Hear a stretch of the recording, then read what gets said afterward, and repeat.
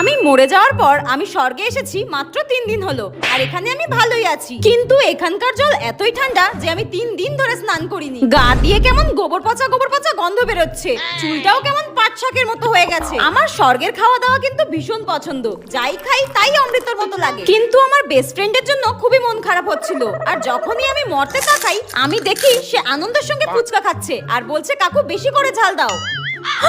কি নির্লজ্জ মেরে বাবা, আমি মরেছি মাত্র 3 দিন হলো, আর এর মধ্যেই আমার বেস্ট ফ্রেন্ড ফুচকা খেলছে। তুই দেখবি মরার পর শাকচুন্নি হয়ে নরকেই পচে মরবি। যাই হোক, সেদিন হঠাৎ স্বর্গে আমার সুমির সঙ্গে দেখা, আর আমি ওকে জিজ্ঞাসা করলাম, কি রে আমি তো স্বর্গে এসেছি, তুই নরকে যাচ্ছিস কেন?